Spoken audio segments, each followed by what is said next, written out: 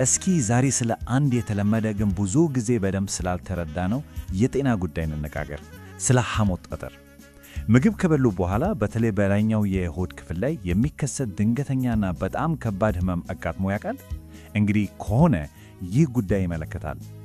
እሺ፣ እስኪ ያስቡት። ምግብ ከተመገቡ በኋላ በላይኛው የቀኝ የሆድ ክፍል ላይ ድንገት የሚመጣ ስለት ነገር የሚመስል ህመም ምን ሊሆን ይችላል? ይሄ ብዙ ሰዎችን ግራ የሚያጋባ የሕክምና እንቆቅልሽ ነው። ዛሬ ግን መልሱን አብረን እናገኘዋለን። ይሄ ህመም በሕክምናው ዓለም ስም አለው። ቢሊያሪ ኮሊክ ይሉታል። ግን ስሙን ተውትና ስሜቱ ላይ እናተኩር። ምግብ ከበሉ በኋላ የሚጀመር ቁርጠት ነው። አንዳንዴ ወደ ጀርባ ወይም ትከሻ ድረስ ይሰራጫል። ከዛ ደግሞ የማቅለሽለሽ ስሜት ይከተላል። ይሄ እንግዲህ የሐሞት ጠጠር ጥቃት ዋነኛ ምልክት ተብሎ ይታወቃል። ታዲያ የዚህ ሁሉ ነገር መነሻና ተጠያቂው ማን ነው? ፍንጩ የሚገኘው በጣም ትንሽ በሆነ እንቁላል መሰል ቅርጽ ባለው የሰውነት ክፍላችን ውስጥ ነው። ይኸውም ሐሞት ከረጢት። እስኪ ወደ ውስጥ ገብተን ዋናውን ወንጀለኛ የሐሞት ጠጠርን ምን እንደሆነና እንዴት እንደሚፈጠር እንመርምር። በቃ የሐሞት ጠጠር ማለት ምን ማለት ነው? በቀላሉ ለማስቀመጥ በሐሞት ከረጢት ውስጥ የሚፈጠሩ የጠጠሩ ወይም የደደሩ ክምችቶች ናቸው። እነዚህ ክምችቶች በዋናነት ከሶስት ነገሮች የተሰሩ ናቸው: ኮሌስትሮል፣ ቢሊሩቢን እና የሐሞት ጨው። አሁን ይህንን ቁጥር ስሙ፣ 20.5 ሚሊዮን። በአሜሪካ ብቻ ከ20 ሚሊዮን በላይ ሰዎች የሐሞት ጠጠር አለባቸው። ይህ ማለት ምን መሰላችሁ? ከ15 አዋቂዎች ውስጥ አንዱ ይህ ችግር አለበት ማለት ነው። ጉዳዩ ምን ያህል የተስፋፋ እንደሆነ በግልጽ የሚያሳይ ቁጥር ነው። ይሄ ብቻ አይደለም፣ በቶጣ ስንከፍለው ደግሞ ልዩነቱ በጣም ግልጽ ነው። አስቡት፣ ከእነዚህ ከ20 ሚሊዮን በላይ ሰዎች ውስጥ 14.2 ሚሊዮን የሚሆኑት ሴቶች ናቸው።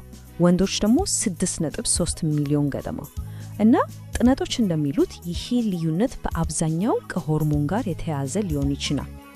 እሺ፣ ትልቁ ጥያቄ እንዴት ነው ታዲያ እነዚህ ጠጠሮች ከምንም ተነስቶ የሚፈጠሩት? እስቲ አፈጣጠሩን ትንሽ በሳይንሳዊ መንገድ እንየው። ጠጠር ለመስራት የራሱ ሬሲፒ ያለው ማለት እንችላለን።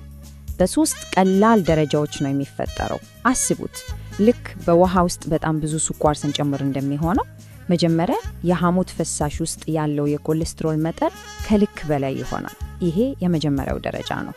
ከዛ ልክ ስኳሩ ክሪስታል መስራት እንደሚጀምረው ትንንሽ የኮሌስትሮል ክሪስታሎች መፈጠር ይጀምራሉ።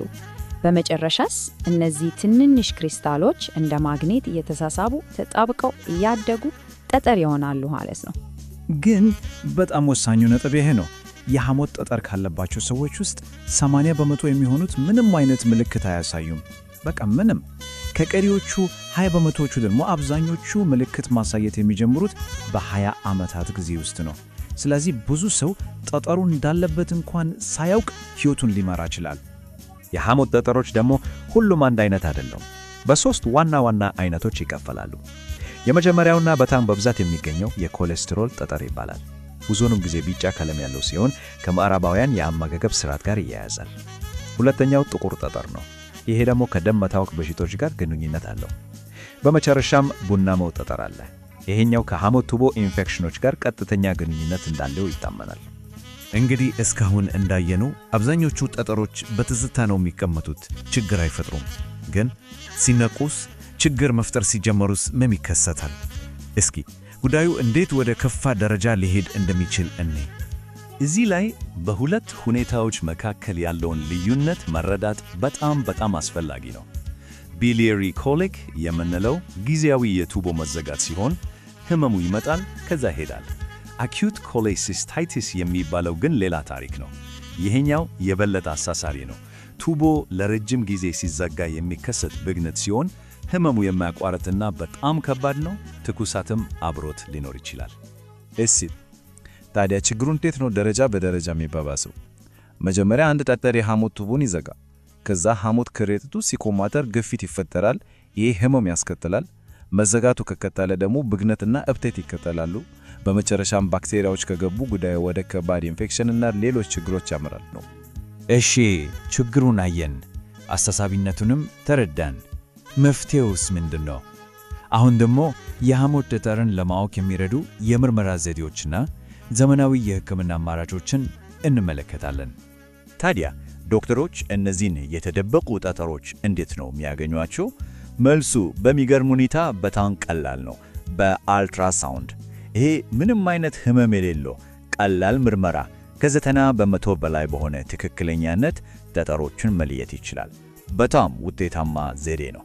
እሺ፣ ጠጠሩ ተገኘ፣ ህመሙ ደግሞ እየተመላለሰ ያስቸግራል። ታዲያ መፍትሄው ምንድን ነው?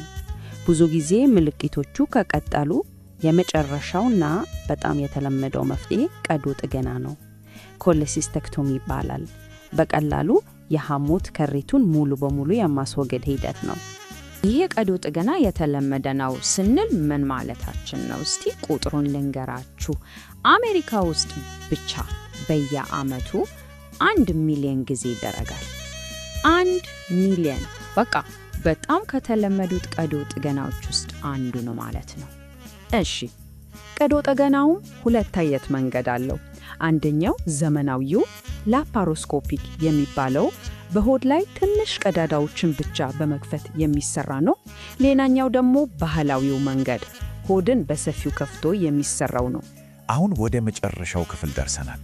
በዚህ ክፍል የሐሞት ጠጠርን እንዴት መከላከል እንደሚቻል እና ከሕክምና በኋላ ያለው ሕይወት ምን እንደሚመስል እንመለከታለን። መልካም ዜናው የሐሞት ጠጠር እንዳይፈጠር ለመከላከል ልንወስዳቸው የምንችላቸው እርምጃዎች መኖራቸው ነው። ለምሳሌ ፋይበር እና ቫይታሚን ሲ በብዛት መውሰድ፣ ጤናማ ቅባቶችን እንደ ወይራ ዘይት መጠቀም፣ ቡና መጠጣት እና መደበኛ የአካል ብቃት እንቅስቃሴ ማድረግ ይረዳሉ።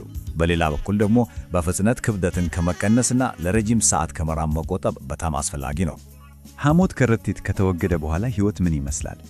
መልካም ዜናው ሐሞት ከረጢት ለሕይወት በጣም አስፈላጊ አካል ስላልሆነ ከተወገደ በኋላ አብዛኛው ሰው ፍጹም መደበኛ ሕይወቱን ይቀጥላል። ጥቂት ሰዎች ላይ መጠነኛና በቀላሉ ሊስተካከል የሚችል የምግብ መፈጨት ለውጥ ሊታይ ይችላል፣ ግን በአብዛኛው ትልቅ ችግር አይፈጥርም።